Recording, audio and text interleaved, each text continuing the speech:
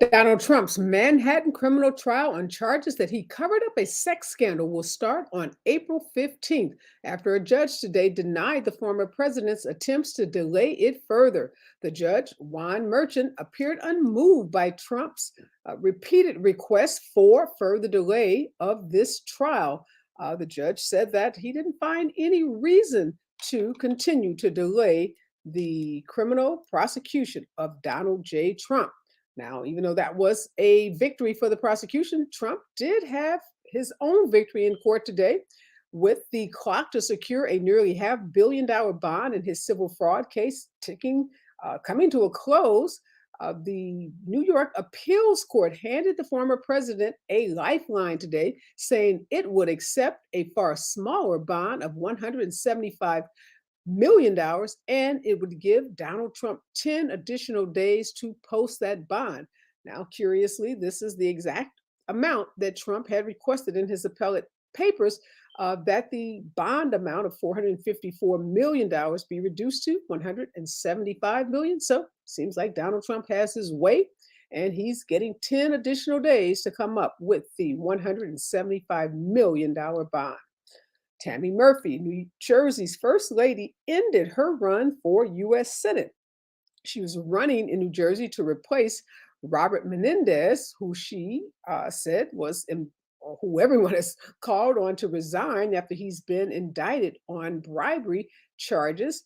Ms. Murphy said that she had concluded that continuing to compete in the Democratic primary against Representative Andy Kim, a third term congressman from South Jersey, would mean waging a very divisive and negative campaign. She said instead of doing that, she'd rather focus her attention on getting Joe Biden reelected as president. And Puerto Ricans on the island can't vote for president this November, but those who are from the U.S. territory and live on the mainland are becoming a major priority for Joe Biden's campaign. Trading in chilly Washington for tropical temperatures, Vice President Kamala Harris was in Puerto Rico on Friday. Now, this was her first official visit to the island since taking office. She was there to tout the administration's support for the island as it continues to rebuild following several hurricanes. Far right Representative Marjorie Taylor Greene filed a motion to oust Speaker Mike Johnson, doing so just as the House voted to avoid a government shutdown. It was not immediately clear how the House would act on her motion, which requires just a majority vote to remove the Speaker. President Biden's high profile fundraiser next week at New York City's Radio City Music Hall just got a little hipper. That fundraiser will feature a celebrity lineup that includes pop vocalist Lizzo and actor Ben Platt. The event, hosted by Mindy Kaling, will consist of a conversation with Biden and former presidents Barack Obama and Bill Clinton. It's going to be moderated by Steve Colbert, host of CBS The Late Show with Stephen Colbert. And the president of Lincoln University, Lincoln University in Missouri, will remain in his position. The institution decided this after an investigation into the suicide of a Black administrator. The investigation found that the president had not bullied this Black administrator as she claimed. President John Mosley was placed on paid leave after the death in January of Antoinette Bonnie Candida Bailey, the vice president of student affairs at Lincoln, a historically Black university. And former Republican National Committee Chairman Ronna McDaniel is fouling up, some would say, or failing up. She faced brutal criticism Sunday during her first NBC appearance since the network hired her as a political analyst. She faced tough questioning about her failure to push back against Trump's baseless claims of election fraud. You could tell a visceral, I should say, aggravation from journalists at NBC who said hiring her raises serious credibility issues for the network. The reality is Joe Biden did win the election, and Ronna McDonald was willing to say that on this interview on Sunday, when working for the Republican National Committee, she was unwilling to state that very fact. And the United Nations Security Council today passed a resolution calling for an immediate ceasefire in Gaza. Now, this is during the month of Ramadan and breaking with a 5-month impasse during which the U.S. vetoed several calls for ending the war. The resolution passed with 14 votes in favor, with the U.S. abstaining, which allowed the resolution to pass. And finally, in news today, the federal agents from the Department of Homeland Security raided a home in LA that belongs to Sean Combs, the hip hop mogul who's been accused of sexual assault and sex trafficking in multiple civil lawsuits over the last several months. In a statement in response to a question about news reports of a raid, Homeland Security investigators said that it's a part of an ongoing investigation. Also, Sean Combs' homes in Miami and on the East Coast were also raided. No further information is being provided at this time. This is the news, and this is Areva Martin in real time, and I'm your host, Areva Martin. This is your one-stop destination for today's trending news, expert analysis, and my unfiltered opinions. In this hour, I'm joined by Dr. Carlos Hill. He's an author and professor at the University of Oklahoma, and Dr. Hassan Jeffries. He is a professor of history at Ohio State University. And in hour two, we're going to dig a little deeper. We're going to go behind those headlines and bring you the stories that people are talking about, those stories that sometimes keep people up late at night. Well, we've been talking a lot about climate justice. In fact, KBLA has embarked upon a $2 million climate justice campaign to raise the IQ of African Americans on the issue of climate justice. Last week, we talked about petrochemicals. Today, we're going to be talking about drinking water, asking the question, how safe is the water that we all drink? We've all heard about Flint, Michigan, and the water crisis there. We've heard about the water crisis in Jackson, Mississippi. But the water crisis, as it is known as, may be more pervasive in states even beyond those that you don't normally think about. So make sure you stick around for hour two to make sure that the water you are drinking is safe. But before I bring on my guests, here's what I'm thinking about in real time. You know, lots of folks always say or have gotten in the habit of saying that our Vice President Kamala Harris, doesn't do anything, that she's never, visible, that in fact, they don't know what she does. And I just wanted to highlight, and I'm always trying to correct the record on that because those statements are incredibly false. They are a part of the sexism and racism that our vice president has faced since she's been in that office. If you follow politics at all, you know that our vice president has been incredibly engaged and is a critical partner to President Joe Biden. He gives her tremendous credit for being a very, worthy, knowledgeable, and formidable partner in the work that he's doing to make the lives of Americans better. But she's also been out ever since. I mean, she's been out since she was, elected to the office. But since Joe Biden gave his State of the Union advice, both the president and vice president have been on the campaign trail. And I was happy to see that this weekend she traveled to Parkland, Florida, to talk to the students, the families, and the advocates in Florida around this issue of gun violence and the epidemic of gun violence that we face as a country. She talked with family members. She met with those individuals who've been on the front lines calling for sensible gun control laws in this country. She talked about the commitment that she and the president have made to address the gun violence in this country. In fact, made reference to the Biden-Harris administration first ever National Extreme Risk Protection Order Resource Center. This is a center that is designed to support the effective implementation of state red flag laws. The vice president also called on more states to pass red flag laws. And she really just talked about the pain that so many residents in this country have experienced because of gun violence, whether it's a school shooting like the one that happened in Parkland, Florida, or the everyday violence that happens in our neighborhoods. She talked about how she's gotten to know so many of the family members in Parkland, Florida, and she commended them for the advocacy, for the work that they've done, for how they have turned a tragedy into something very purposeful. Many of those students who were survivors of the Parkland shooting have become very engaged around politics, registering voters, and again, keeping the issue of the epidemic of gun violence in this country a priority before both state and federal lawmakers. She also just talked about how difficult it has been for her and the president to cause Congress to act on this issue, but that they being her and the president, are doing everything they can from an executive level to try to curb gun violence, to make resources available, to be there in these communities when these horrific mass shootings, these school shootings occur.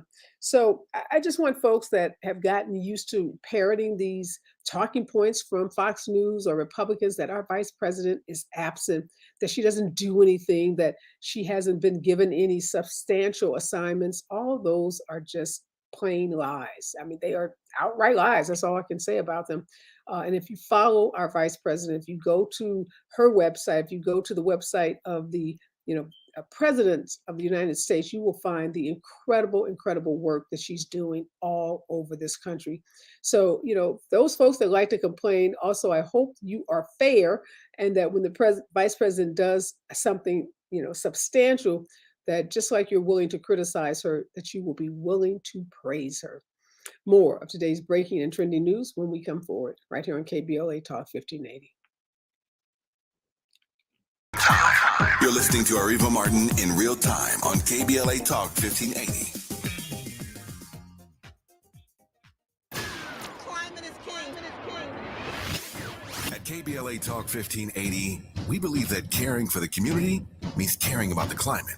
You might have heard that we announced a pretty bold 12-month, $2 million campaign to do 4 things. Increase climate literacy, turn up the volume on communities of color in the climate conversation, connect everyday people with the resources they need to survive and thrive, and highlight frontline climate justice crusaders of color throughout this year. KBLA Talk 1580 will be bringing you insightful interviews on all of our shows to help raise your climate IQ. Each quarter this year, we will also be hosting free climate events in various communities throughout the city with food, fun, and forward-thinking conversations. Thanks to partners like LADWP, Metro, Caltrans, the Sierra Club, the California Community Foundation, the California Endowment, AQMD, MWD, and more. You'll also be hearing more about a couple of national town halls broadcasting live from Los Angeles, to which you will be invited. And we'll be rolling out a robust social media campaign on all our platforms, as well as an outdoor media campaign, all designed to educate, enlighten, and empower you in our fight for climate justice. We want cleaner air. Caring about the community means caring about the climate. At KBLA Talk 1580, we believe that we really can change the world if we care enough. JP Morgan Chase is building on the investments in California to help close the racial wealth gap and build a more equitable future. Visit jpmorganchase.com/racial equity and get the tools to help reach your financial goals. You're listening to KBLA Talk 1580, where climate is king. If you're looking for the most epic place on earth, let's start at the base of a massive waterfall. Then trek through the thick jungle. Then climb to the peak of a snowy mountaintop. Then once you get there, keep going. Because with intelligent 4x4 and 7 drive modes in a Nissan Pathfinder, the search is the real adventure. Available feature. Intelligent 4x4 cannot prevent collisions or provide enhanced traction in all conditions. Always monitor traffic and weather conditions. We're with Bridget, whose husband won't be home for months, and whose daughter is due any day. We're with Mike, who's leaving home to protect his family and yours. We're with all service members and their families who need community, connection, and maybe a bit of magic. Are you with them? Learn more at uso.org today.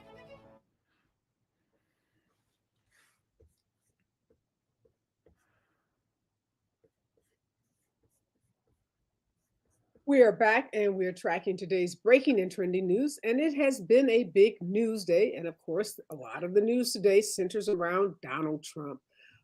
Thank you so much, Professor Hill and Professor Jeffries, for joining me today. Let's just go right to it. Donald Trump again gets his way in court. He was supposed to post a $454 million bond, and today was the D-Day to do that. And if he didn't do it, Letitia James, the Attorney General for the state of New York, was going to be able to start seizing his properties, putting liens on property, and he gets a lifeline from this appellate court that seemingly is suggesting that the lower court's award, not only of the money, but some of the restrictions that were put on the Trump team, including them not running businesses in New York and sitting on boards, may be overturned by this appellate court.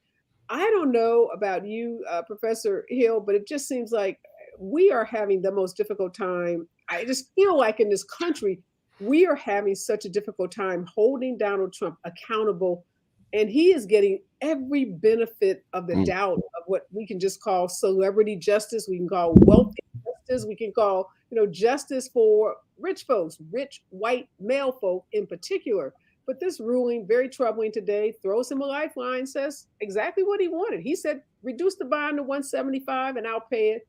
And the appellate court does just that.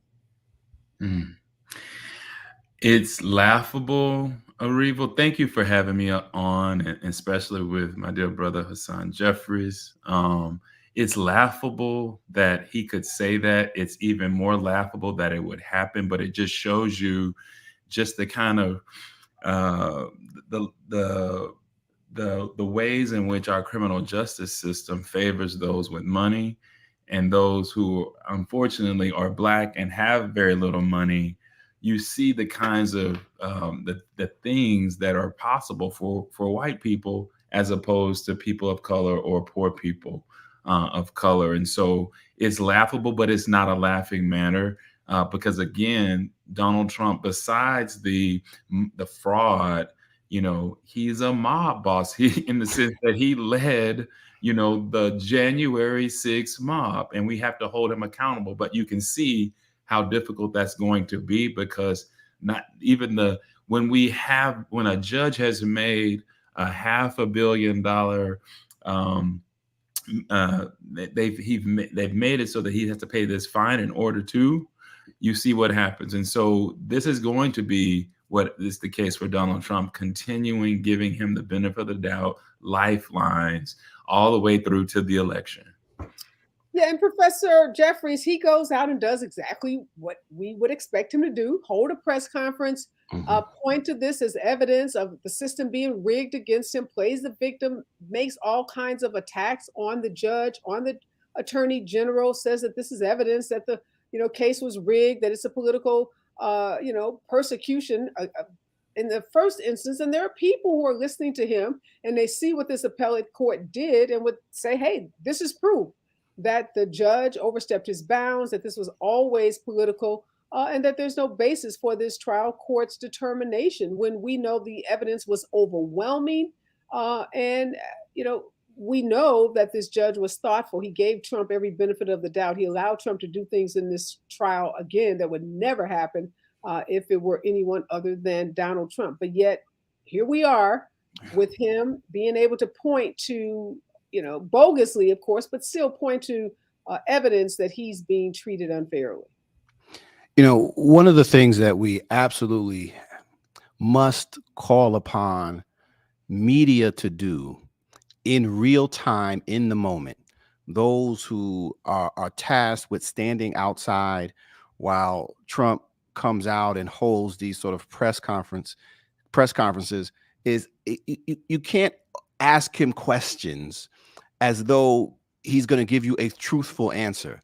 I mean, in so many ways, we've seen over the last 5, 6, 7, 8, 9, 10 years that those who interview him in real time, are being played, right? And so you have to ask him questions that force him either to tell the truth or admit that he's lying. And so when they simply say, well, do you have the money? He's like, of course I have the money, but I'm not going to pay. I mean, in so many avenues, in so many areas, and Brother Hill pointed this out, even in the courtroom, right? I mean, he's being treated as though there's an expectation that he's going to play by the rules. Toss all of that out, right? And stop pretending like at some point, we did this when he was president, right? Oh, tomorrow he's going to become presidential, right? Or tomorrow he's actually going to abide by the rules of the criminal justice system. Tomorrow he's going to actually answer a press question with the truth. No. So if he's lying, I think this will go a long way to sort of breaking that sort of feedback loop that Trump is masterful at, right? If there's one thing that he's able to do, he's able to spin the media because they treat him as though he's a regular person before the microphone. No, he is excellent at manipulating the media because they know in real time they're not going to fact check him. They're not going to frame questions that actually force him to either admit he's lying or tell the truth. I think that will go a long way towards neutralizing or at least exposing some of the lies that he's telling in real time all the time, and the way he's not just manipulating the legal system in the courtroom, but the way he's manipulating the public outside.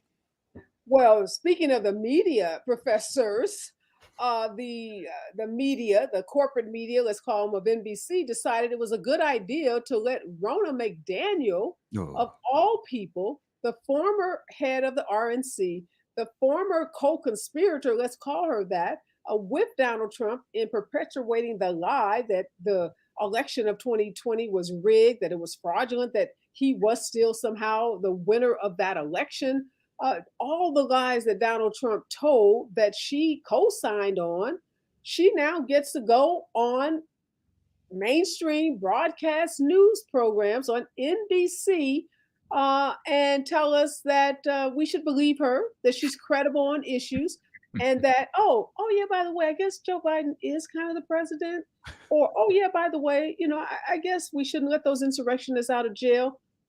How galling is that, Professor Hill? The media. This isn't cable. This isn't, a fringe network. This is NBC hiring a woman who was as complicit as anyone can be in the lies that Professor Hassan just said Donald Trump tells on the regular.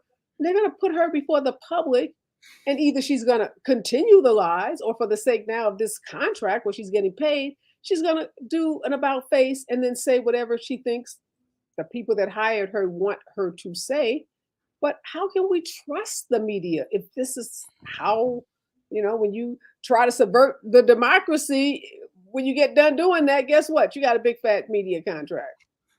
Just quickly, Areva, I mean, I think we've seen this since Donald Trump, since his phenomenon, that people have lined up to get close to him, to be able to either profit from being close to him or to tell his story. Unfortunately, with Donald Trump becoming the Republican Party, the biggest thing in the Republican Party, the most influential, powerful thing in the Republican Party, we've seen people slowly coalesce around him and remain around him, whether it's in the media or in the party. And so this is just about power. That's all it really is about, is people being able to be close to it, and through Donald Trump and others close to him, will it up running in the lead up to this most important election. I'm calling it the existential election because so much is at stake. And I just want to say what my dear brother has said one more time. We cannot normalize Donald Trump. Every time we allow for him to say things and we don't fact check, we're normalizing him in this existential election. So we have to call him out in real time, or else we allow for his manipulation to continue. What do you make, Professor Hassan, of Ronna McDaniel, of all people, now being employed as a political analyst, and the network saying, oh, we need the Republican perspective for this election? Yeah. I'm sure the three of us can probably come up with a list off the top of our heads of Republicans who can talk about this election, that have not been election deniers, that have not been complicit with Donald Trump in all of the lies that he's told us over the last 8 years. But Ronna McDaniel? If it's a classic example of normalizing, as was just pointed out, normalizing the hypocrisy, the lies, everything that is so abnormal was abnormal about the Trump administration. I mean, when you bring these folk who were close to Donald Trump, who were his right hand and left hand and the like, and you bring them into these positions, media positions that are bestowing upon them credibility without any repenting. Right. I grew up in a good Baptist church. Like you got to repent at some point, and you're not even asking them to repent, to give up the lie. Then you're normalizing it. And that's a shame. They were in it for power. They were in it for profit. And we're just saying, you know what? It's okay. And it's not okay. And so I wish there was a way for us to hold these folk accountable, to put pressure on NBC and say, no, this is unacceptable. You don't get a pass just because you want to play the both sides when the sides are not equal when it comes to something like trying to undermine the democracy. Well, we saw them do it with Megyn Kelly, and we saw that failed miserably. I mean, she was going to be the next Oprah. They gave her like 3 shows, and she was there probably less than a year, about a year, before she made outrageous statements about Santa Claus and blackface and all kinds of other outrageous claims, because the reality is who these people are or who they are. And giving them a contract doesn't change who they are. They've shown us who they are. They believe what Donald Trump believes, or otherwise they wouldn't have been able to stand with him for the years that they did. I hope that we quickly see who Ronna McDaniel is, and that contract and that putting her out to the public ends as quickly as the Megyn Kelly debacle ended. When we come forward, we got to talk about DEI, how we got tied up into this bill to keep the government open. And Sean Combs seems like he's in a lot of trouble. Stay with us, KBLA Talk 1580. Right time. More of Areva Martin in real time when we come forward. I'm Amber Payton. Here's the latest on the Black Information Network. Former prosecutor Christian Y. Smith is entering the race for Fulton County DA in Georgia. Smith says he aims to bring a victim-centered prosecution to the office and is committed to participating in the May primary. Smith will be going up against current Fulton County DA Fani Willis, who most recently was allowed to continue her election interference case against former President Trump. Willis, who was Black, was at the center of a case where she was nearly disqualified for engaging in an alleged inappropriate romantic relationship with her former special prosecutor Nathan Wade. Tonight, Baltimore Mayor Brandon Scott is scheduled to deliver his annual State of the City address at the Baltimore Center stage. His address comes just before voters decide his political future in the Maryland primary on May 14th. Scott, who is Black, will be joined by city-elected local leaders and Baltimore residents during his address. That's the latest. I'm Amber Payton on your home for 24/7 News, the Black Information Network. Peter Rivera, 605 South before Beverly Boulevard. A crash take up the 2 left lanes has got traffic slow from Peck Road. Ankasteg on the 5 North Port Tampa Highway. A stall on the 2 right lanes as you're blocked there. And Boyle Heights, a singular crash on the 5 North off-ramp to Cesar Chavez Avenue. That has got the off-ramp closed with traffic backing up very heavy as you're coming from the 60 freeway.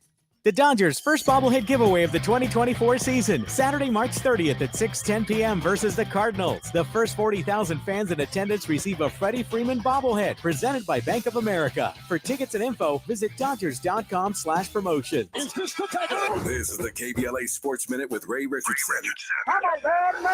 The Lakers' 150 points Sunday against Indiana was the highest total for the franchise in a non-overtime game since they dropped 155 on Phoenix on January 2nd, 1987. They need to save a few of those points over the final 11 games. They start a 6-game Eastern road trip Tuesday in Milwaukee. The Lakers are 3 games behind Phoenix to move up into the 6th spot in the Western Conference to avoid the play-in round. 8 Black coaches have guided their teams to the Sweet 16 in the NCAA men's and women's basketball tournaments, 5 on the women's side and 3 on the men. In the women's tournament, Dawn Staley at South Carolina, Niele Ivey at Notre Dame, Yolette McPhee-McEwen at Mississippi, Cara Lawson at Duke, and Felicia Leggett-Jack at Syracuse. On the men's side, Hubert Davis at North Carolina, Kelvin Sampson at Houston, and Shaka Smart at Marquette. No debates, no speculation, just the info you need. That's your KBLA Sports Minute. I'm Ray Richardson. More news, opinions, and conversation when we come forward on KBLA Talk 1580.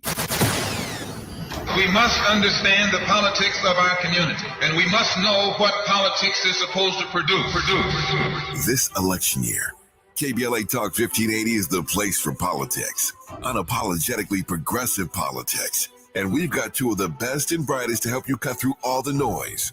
Weekdays at 1 p.m., it's A More Perfect Union with Dr. Nee Corte. And at 4 p.m., it's Areva Martin in Real Time. He's the university professor and distinguished member of the White House Correspondents Association. She's a best-selling author and Harvard-trained civil rights lawyer. And they are both here every day to help guide you through all the this year, because you know it's going to get deep. Get your politics on weekday afternoons at 1 p.m. and 4 p.m. with A More Perfect Union, hosted by Dr. Nee Corte and Areva Martin in Real Time, only on KBLA Talk 1580. We've got your black.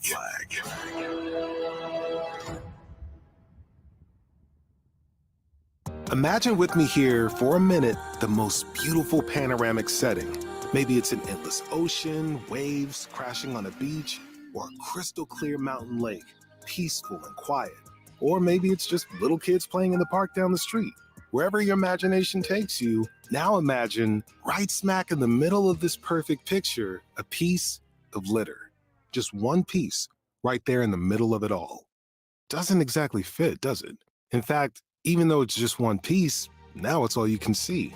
That one piece ruins everything. And that's the thing about litter. It doesn't take much to ruin everything.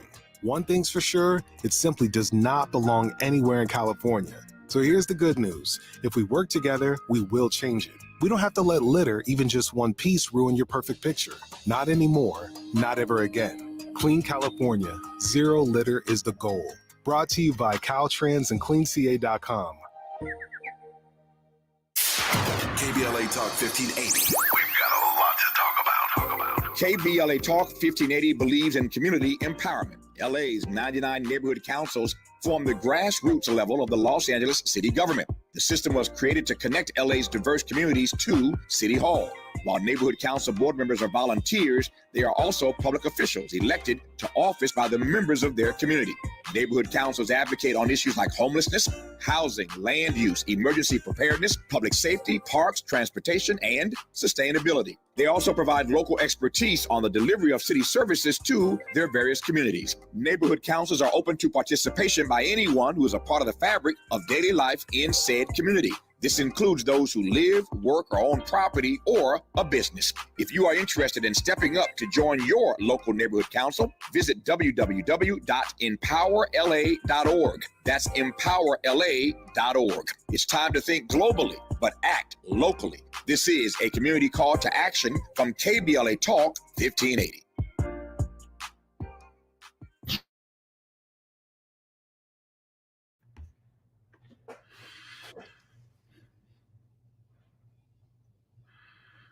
We are back, and in this hour, Dr. Carlos Hill and Dr. Hassan Jeffries join me as we break down today's news. And in hour two, it is more on our climate justice campaign we have embarked upon here at KBLA, a $2 million climate justice campaign to raise the IQ of African Americans around the issue of climate justice. Last week, we talked about petrochemicals, and today we're going to be talking about water and the water source, the water supply that many of us, all of us in this country, have to rely upon for basic drinking water. How safe is it? That's the question today, and what's being done to ensure that the water supply that all of us drink, but particularly those who live in underserved and underrepresented communities, how are we ensuring that that water supply is safe? Talking about a lot going on in the news today. Obviously, Donald Trump has dominated the news with his legal cases.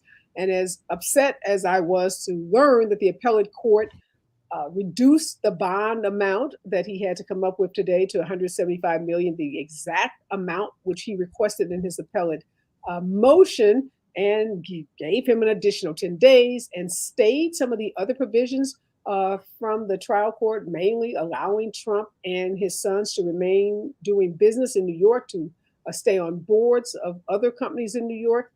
Now, one shining piece of news coming out of that was the fact that the appellate court did keep in place the third-party monitor to ensure that the Trump organization is not continuing to involve itself in any fraudulent transaction. So I guess that's some good news. And the other good news from a legal standpoint is the April 15th trial date set by the Manhattan judge on the hush money payment case involving Donald Trump, Stormy Daniels, Michael Cohen. Everybody remembers that big story. That trial, Trump and his team have been trying desperately to delay. It was supposed to actually start today. The judge set an April 15th date, and the judge held firm as Trump and team made repeated motions to delay that case. Just frustration all the way around as it relates to our legal and judicial system. I did a show last week or so about, is our court system even set up to deal with a character like Donald Trump? And overwhelmingly, my legal panel said no, categorically no. Founding fathers didn't anticipate having a criminal in office, and our court system is not set up to deal with wealthy, white, privileged men. We don't do well with them. They get all kinds of breaks, and if you're the former president, just adds to the breaks that you're likely to get. And Donald Trump is getting every conceivable break. But in some other news, I want to talk about the U.S. House entered into a spending bill. And a part of that spending bill that's now been signed by the president includes the elimination of the U.S. House Office of Diversity and Inclusion. It's going to be dissolved as a part of the government spending bill that passed Friday. The director of that office, her name is Sesha Moon, said in a statement that the department will be replaced by something called the Office of Talent Management under the Office of the Chief Administrative Office. This is so important, Professor Hassan, because we've seen attacks on DEI all over the country. Over 30 states have introduced legislation to end DEI efforts in public universities, schools, and even including K through 12 schools. Yeah. And there's a group of African Americans who are calling on the president to use executive action to maintain DEI efforts. So some group of professionals are asking to, for the president to exercise executive power while this bill, and we know how bills get made, it's like sausage making, eliminated this very important house that was established in 2020 to address the lack of diversity of staff, not just Black folks, Asian, Latino, indigenous people that work for our elected officials. So this is a sad day, and just another reminder of the attack that DEI is under across the country.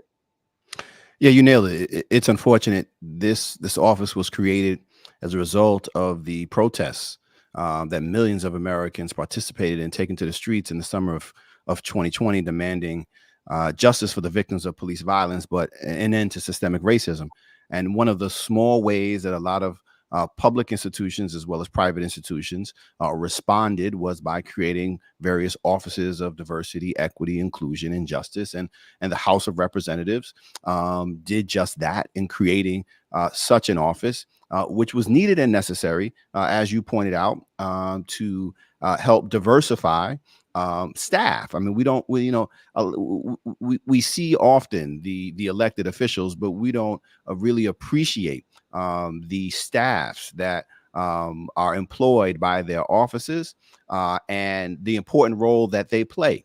And so, having an office that's committed to making sure that those staffs are equitably represented in terms of gender, in terms of ethnicity, in terms of race is critically important.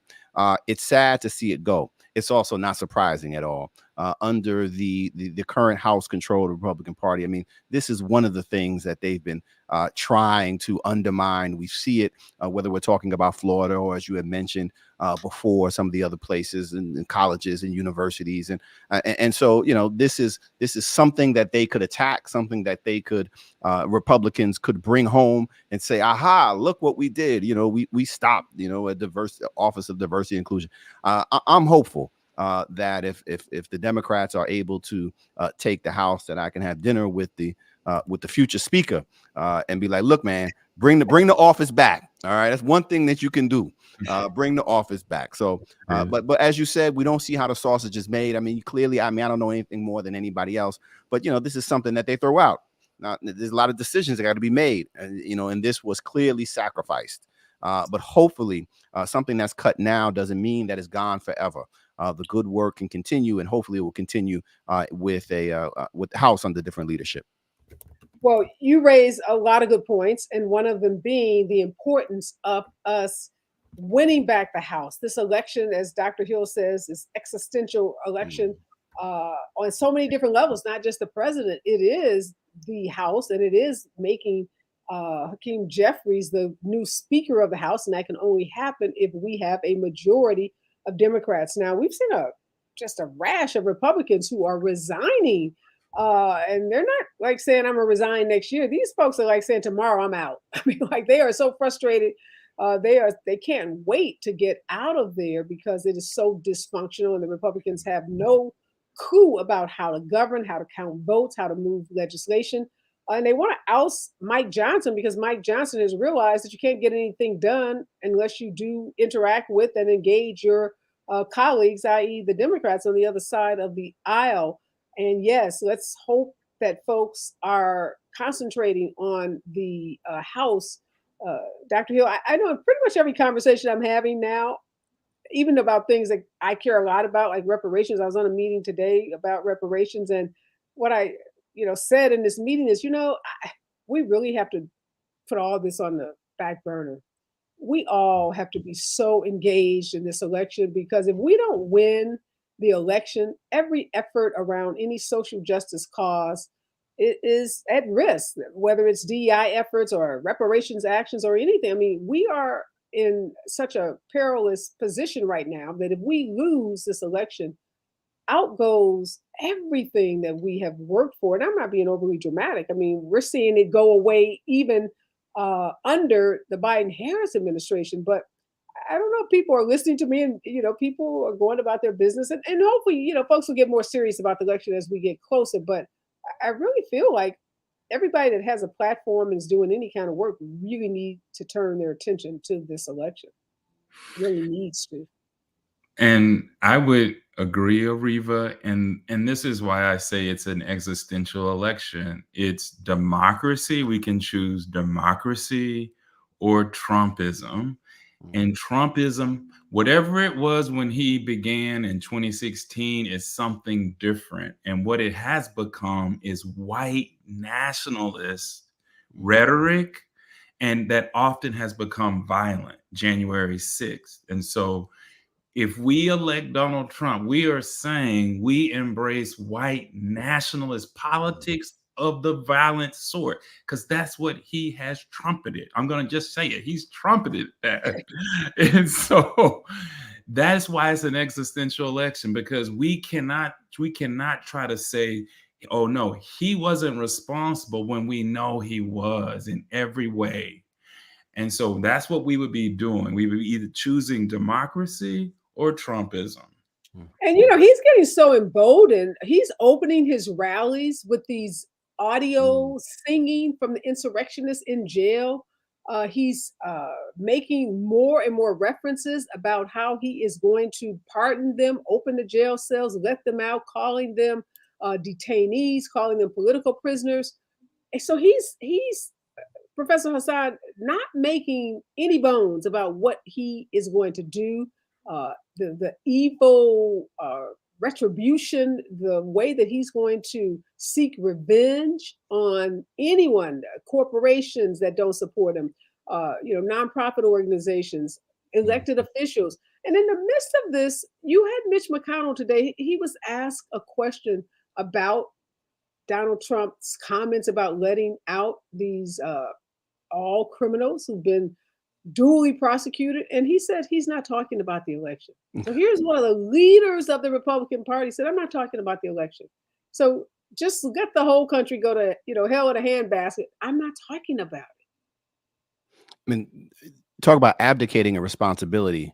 A public servant, currently former leader of the Senate. I mean, it borders on the absurd, but we know what it is. I mean, this is about power. This is not about the people. This is about the individual privileges that they gain by this close association with power. And so, it's shocking, but it's not surprising. And as you pointed out, we don't have the luxury to pretend as though this election isn't, as Brother Carlos said, an existential issue, an existential election, because everything is on the line. Whatever Trumpism is, it ain't democracy, and we have to be aware of that. And then lastly, if there's 10 seconds, about these rallies and what Trump is doing, we're hearing the same sort of analysis. Well, any day now, he's going to pivot to the middle and embrace those who are undecided, the 2 people in America who might be undecided at this moment. That's not what he's doing. He's not interested. He's doubling down because he knows he doesn't have to win the popular vote. That's not the way our electoral system is set up. He has to win in these handful of states. And the way he wins is by animating those who are energizing those who are animated by his racism and sexism and the like. If he gets them out to turn out, and 70 million turned out in 2020, then he can win back the presidency. So there's no pivot. There's only a double down. Yes, sadly, that is truth. You're speaking truth to power. When we come forward, got to talk about Sean Combs, the hip hop mogul who's been accused of sexual assault and sex trafficking, had his homes raided by the Department of Homeland Security. Stay with us. KBLA Talk 1580. You're listening to Areva Martin in real time on KBLA Talk 1580. Have you fallen behind on your water and power bill? LADWP has made paying your past due bills even easier. Sign up anytime online for Level Pay to get set monthly bills that include past due amounts. Or check out the special extended payment arrangements of up to 48 months to help pay down your bill. Visit ladwp.com/cares and sign up today. That's ladwp.com/cares. Environmental justice is racial justice. Environmental justice is social justice. This is KBLA Talk 1580. Are you ready to ignite your potential? Special Needs Network presents the CORE Workforce Development Grant, an opportunity designed just for you.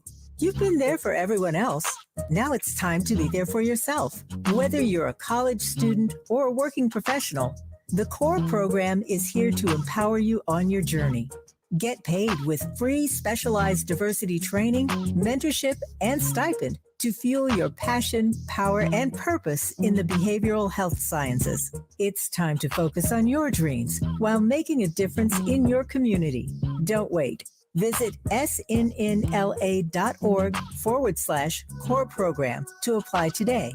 The spark that ignites connections. Your future is waiting. Again, that's snnla.org/core program.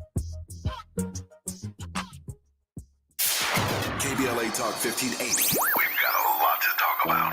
KBLA Talk 1580 believes in community empowerment through the arts. Tia Chucha Central Cultural is on a mission to transform community in the Northeast San Fernando Valley and beyond through ancestral knowledge, the arts, literacy, and creative engagement. The Northeast San Fernando Valley has a population of about 500,000, the size of the city of Oakland, yet it has no bookstores, art galleries, or full-fledged cultural spaces until Tia Chuchas opened its doors in 2001. Founded by renowned poet and activist Luis Rodriguez, Tia Chuchas Cultural Center provides a year-round free or low-cost arts and literacy bilingual intergenerational programming in mural painting, music, dance, writing, visual arts, healing art sessions, and healing talking circles. Activities also include Mexica, Aztec dance, indigenous cosmology, philosophy, and 2 weekly open mic nights, one in Spanish, the other in English. In addition, they host author readings, film screenings, and art exhibits. To express yourself, heal yourself, attend an event, or volunteer, please visit www.tiachucha.org. That's TIACHUCHA.org.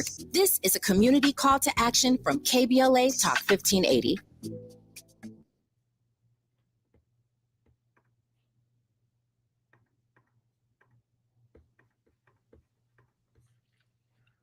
We are back, and I don't know if you had a chance to read the salacious and explosive allegations in the recent civil complaint filed against Sean Combs by a male producer that worked with him as recently as July 23rd. But the allegations are startling. Everything from alleging that Sean Combs and his sons and music producers that work with him, music executives of big companies, engaged in a pattern of bringing in sex workers, underage girls, giving them alcohol and drugs, engaging in all kinds of other violence, including shooting people and then covering it up to protect Sean Combs. The allegations are, it's like a 70, 80-page bad novel. And then today, I should say that civil suit is claiming that Sean Combs and these other individuals engaged in conduct that constitutes a civil RICO charge. They're asking that the damages in RICO civil cases, you can treble it, what's called treble damages, 3 times the other damages that you would ordinarily get. So then today, the news breaks that the Department of Homeland Security, of all people, are in Sean Combs' very exclusive, very expensive mansion outside of Los Angeles, executing some kind of search warrant, and that similar search warrants have been executed at his home in Miami and a home he owns on the East Coast. What do you make of this, Professor Jeffries? Sean Combs obviously is in a lot of trouble. Oh yeah, that sums it up. I mean, he's gonna need another name change because this is real. I mean, when they come knocking on the door and searching the home, I mean, you know, the allegations, you know, they haven't been presented in court yet. I mean, so everyone is obviously innocent until proven guilty. But you know, you read those and it's like, you know, is this Suge Knight? I mean, it is, as you said, salacious, but it's just horrible. I mean, if these are true. But when the feds, when the government, when the man comes knocking on the door, they don't just do that without reason, without cause, without serious suspicion. So you know, and he ain't Donald Trump, right? So you know, there's gonna be a real come to Jesus moment coming forward for him. But you know, in the end, I do hope with these celebrity cases that we keep the focus on victims. If there are victims and if there are the victims in this particular instance, I hope we don't lose sight of that. I always believe in justice, no matter who the person or perpetrator is, and I hope we do find justice, especially for the victims in cases such as this. Yeah, you mentioned Suge Knight, but a lot of the references being made are also to Jeffrey Epstein, because one of the allegations in the civil complaint, at least, is that there was a female executive assistant who, like Jeffrey Epstein's assistant, was helping to groom young girls, was complicit in giving drugs and alcohol to underage girls. I'm not, you know, I did an interview earlier where someone asked me if I was surprised, and I said, not surprised that the feds are showing up, because if you just take the allegations in the civil complaint, Professor Hill, and this complaint was unusual on a lot of levels. Like I said, had lots of details, also had photographs. It also contains headlines of stories. It talks about having thousands and thousands of hours of videotape and audio tape, witnesses, people in this complaint like J-Lo and Cuba Gooding Jr. I mean, it is, like I said, like a bad novel. But these allegations of sex trafficking, because what would bring Homeland Security to your door? Allegations of sex trafficking, allegations of, you know, sexual involvement with underage girls. Very, very serious. And we saw what happened to Jeffrey Epstein. Again, allegations, nothing proven, nothing in court yet. But the fact that this is happening now says that this has been really amped up to a different level beyond just civil court. Yeah. And I think to follow what has been said, for me, as I listen to all the horrific details and I hear Professor Jeffries talk, I ask myself, what questions should we be asking? What should we be thinking about? You know, if we just take you've mentioned Jeffrey Epstein multiple times. Is this a culture within the upper echelons of the wealthy, whether you're Black or you're white or you're male, you engage in what we are now calling human trafficking in young women? Is this a large problem that we haven't really talked about, but we're only beginning to find the language to talk about? I'm just really wondering, Areva, what is the problem we're really trying to grasp hold of here? Because that's a good question, because I think for most people, when you hear about these powerful men, you're thinking, my God, you could have any 19, 20, 21-year-old woman, presumably, that you would want. So what is this fascination with underage girls? Obviously, they're pedophiles, you know, men that engage in that kind of conduct. How widespread? Good question. How widespread is it? We know in Jeffrey Epstein's case, there was evidence of his conduct years before he was actually held accountable, and lots of people in high places that helped to keep his conduct under wraps. People who benefited from it, people who knew about it. So not only your question is a good one, how pervasive is it, but who else knows about it, and who's engaging in a cover up to keep these powerful men from facing accountability?